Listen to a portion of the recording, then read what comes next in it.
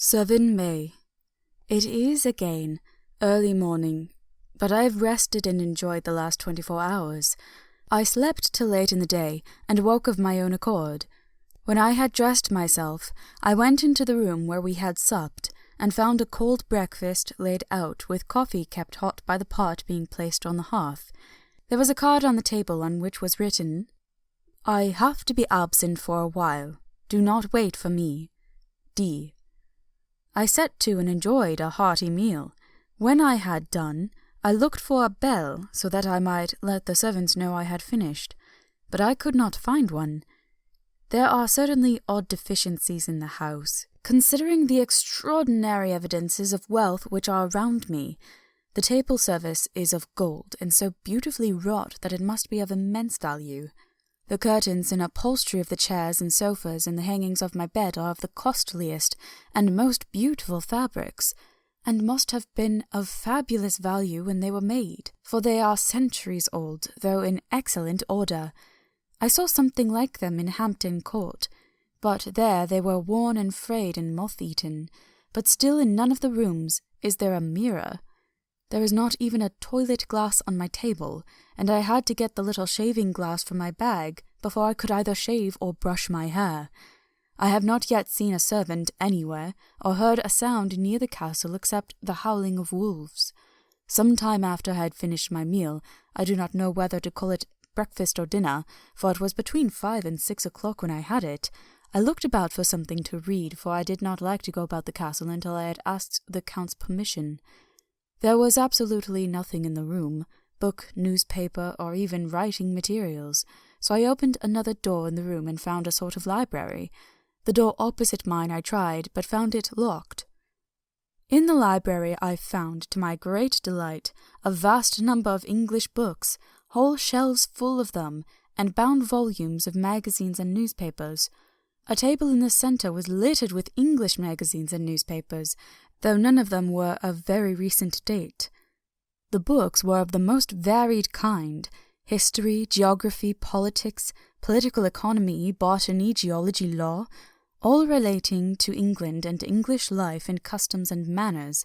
There were even such books of reference as the London Directory, the Red and Blue Books, Whitaker's Almanac, the Army and Navy Lists, and, it somehow gladdened my heart to see it, the Law List.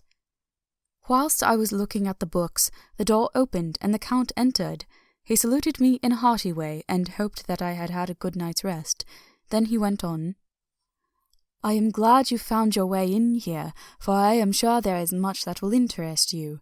These companions," he had laid his hand on some of the books, "have been good friends to me, and for some years past, ever since I had the idea of going to London, have given me many, many hours of pleasure.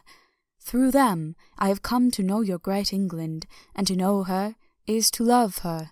I long to go through the crowded streets of your mighty London, to be in the midst of the whirl and rush of humanity, to share its life, its change, its death, and all that makes it what it is. But alas, as yet I only know your tongue through books. To you, my friend, I look that I know it to speak." "But, Count," I said, "you know and speak English thoroughly." He bowed gravely. "I thank you, my friend, for all your too flattering estimate, but yet I fear that I am but a little way on the road I would travel. True, I know the grammar and the words, but yet I know not how to speak them." "Indeed," I said, "you speak excellently." "Not so," he answered. "Well, I know that, did I move and speak in your England, none there are who would not know me for a stranger. That is not enough for me. Here I am noble, I am boyar. The common people know me, I am master. But a stranger in a strange land, he is no one. Men know him not, and to know not is to care not for. I am content if I am like the rest, so that no man stops if he see me, or pause in his speaking if he hear my words. Ha ha, stranger! I have been so long master that I would be master still, or at least that none other should be master of me. You come to me not alone as agent of my friend, Peter Hawkins of Exeter, to tell me all about my new estate in London. You shall, I trust, rest here with me a while, so that by our talking I may learn the English intonation, and I would that you tell me when I make error, even of the smallest, in my speaking. I am sorry that I had to be away so long today, but you will, I know, forgive one who has so many important affairs in hand. Of course I said all I could about being willing, and asked if I might come into that room when I chose. He answered, yes, certainly, and added, you may go anywhere you wish in the castle, except where the doors are locked, where of course you will not wish to go. There is reason that all things are as they are, and did you see with my eyes and know with my knowledge, you would perhaps better understand. I said I was sure of this, and then he went on. We are in Transylvania, and Transylvania is not England. Our ways are not your ways, and there shall be to you many strange things. Nay, from what you have told me of your experiences already, you know something of what strange things there may be. This led to much conversation, and as it was evident that he wanted to talk, if only for talking's sake, I asked him many questions regarding things that had already happened to me or come within my notice. Sometimes he sheered off the subject or turned the conversation by pretending not to understand, but generally he answered all I asked most frankly. Then as time went on, and I had got somewhat bolder, I asked him of some of the strange things of the preceding night, as, for instance, why the coachman went to the places where he had seen the blue flames. He then explained to me that it was commonly believed that on a certain night of the year, last night in fact when all evil spirits are supposed to have unchecked sway, a blue flame is seen over any place where treasure has been concealed.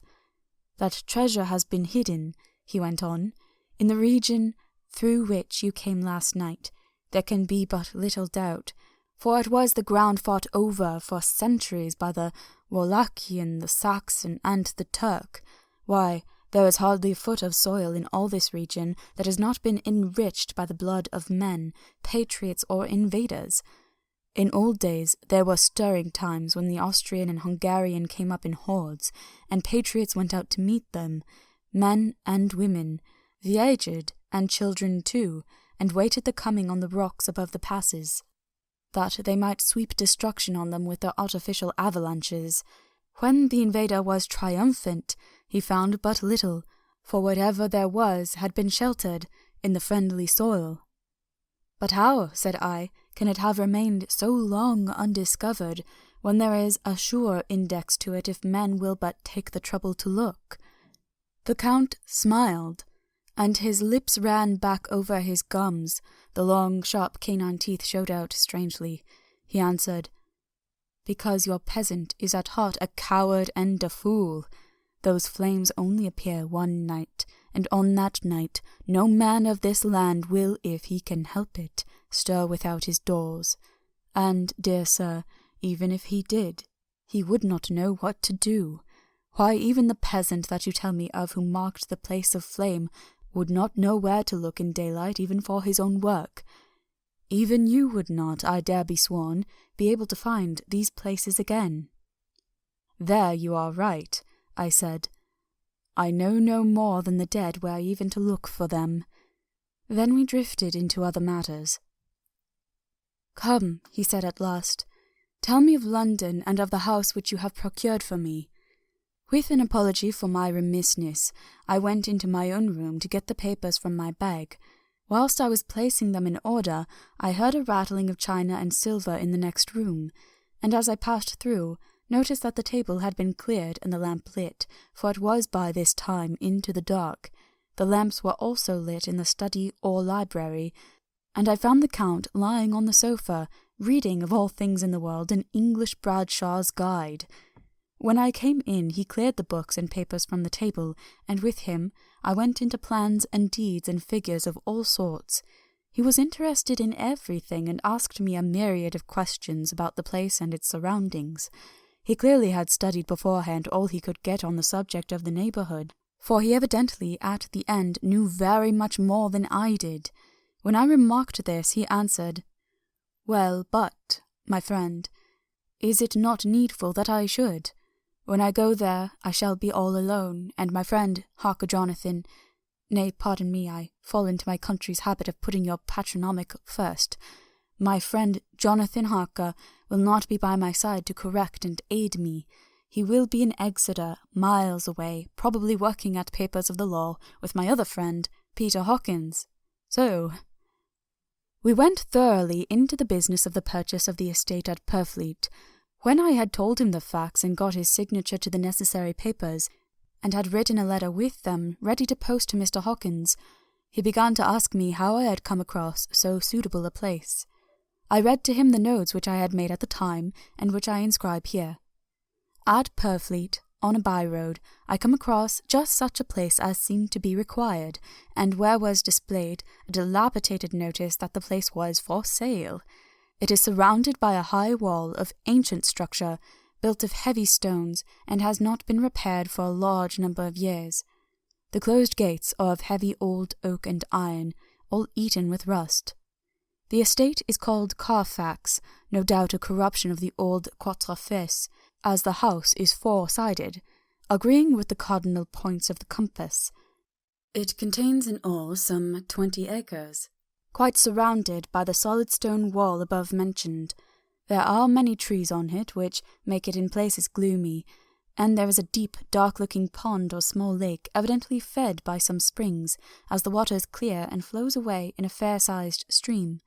The house is very large, and of all periods back, I should say to medieval times, for one part is of stone immensely thick, with only a few windows high up, and heavily barred with iron.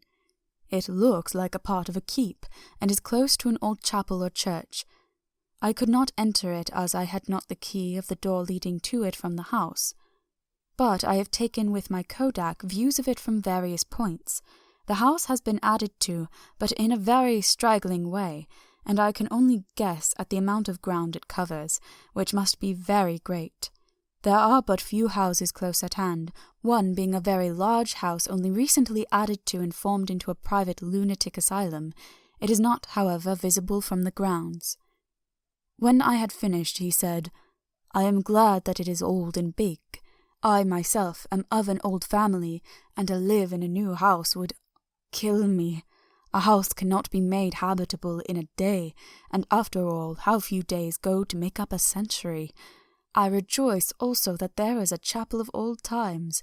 We Transylvanian nobles love not to think that our bones may lie amongst the common dead.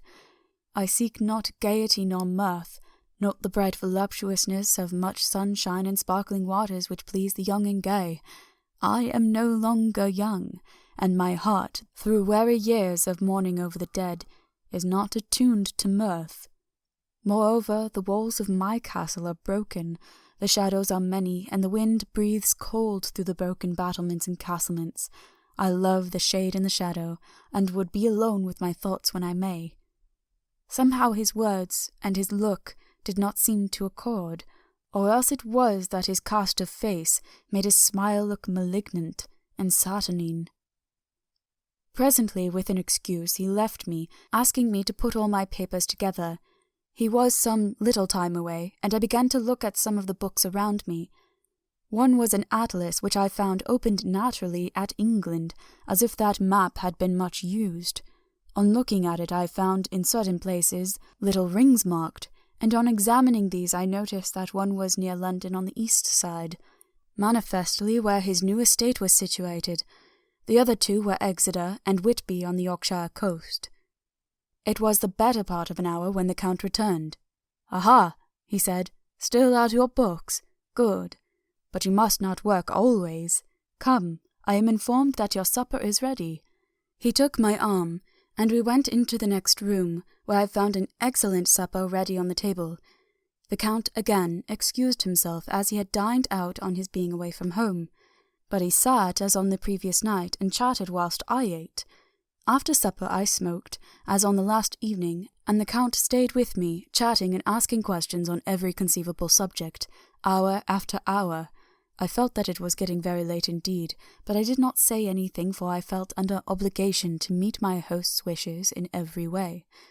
I was not sleepy, as the long sleep yesterday had fortified me, but I could not help experiencing that chill which comes over one at the coming of dawn, which is like, in its way, the turn of the tide. They say that people who are near death die generally at the change of the dawn or at the turn of the tide. Anyone who has, when tired, and tied as it were to his post, experienced this change in the atmosphere, can well believe it. All at once we heard the crow of a cock coming up with preternatural shrillness through the clear morning air.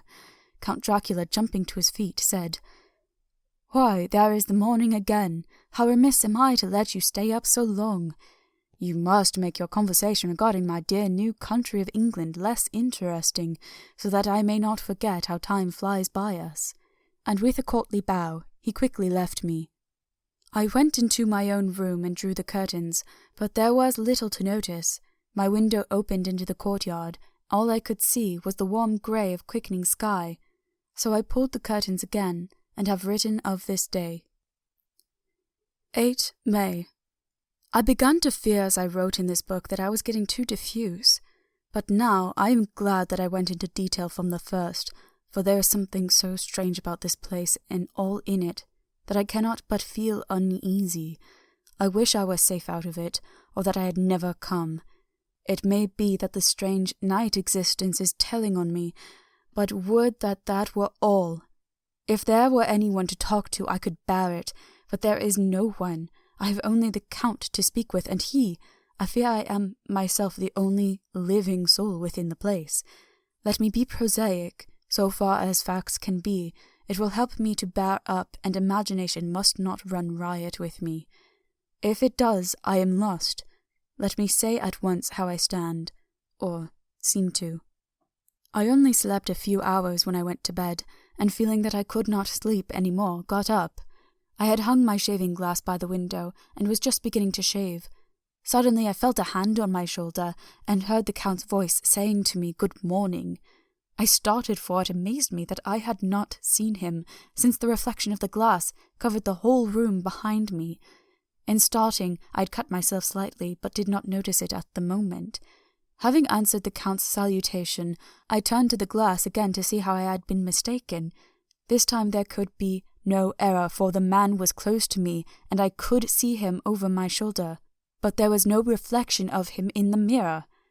The whole room behind me was displayed, but there was no sign of a man in it except myself.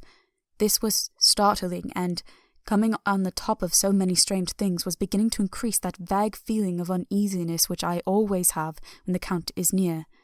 But at the instant I saw that the cut had bled a little, and blood was trickling over my chin.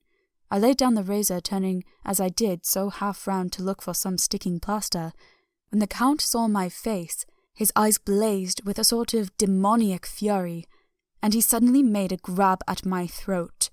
I drew away, and his hand touched the string of beads which held the crucifix. It made an instant change in him, for the fury passed so quickly that I could hardly believe that it was ever there. "Take care," he said. "Take care how you cut yourself. It is more dangerous than you think in this country." Then, seizing the shaving glass, he went on. "And this is the wretched thing that has done the mischief. It is a foul bauble of man's vanity. Away with it!" And opening the heavy window with one wrench of his terrible hand, he flung out the glass, which was shattered into 1,000 pieces on the stones of the courtyard far below. Then he withdrew without a word.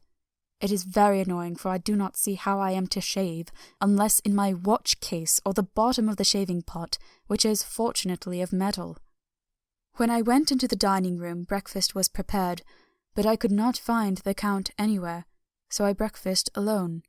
It is strange that as yet I have not seen the Count eat or drink. He must be a very peculiar man. After breakfast I did a little exploring in the castle. I went out on the stairs and found a room looking towards the south. The view was magnificent, and from where I stood there was every opportunity of seeing it. The castle is on the very edge of a terrible precipice. A stone falling from the window would fall 1,000 feet without touching anything. As far as the eye can reach is a sea of green tree-tops, with occasionally a deep rift where there is a chasm. Here and there are silver threads where the rivers wind in deep gorges through the forests. But I am not in heart to describe a beauty, for when I had seen the view I explored further. Doors, doors, doors everywhere, and all locked and bolted. In no place, save from the windows and the castle walls, is there an available exit. This castle is a veritable prison, and I am a prisoner. End of Chapter 2. Recording by Corinne LePage.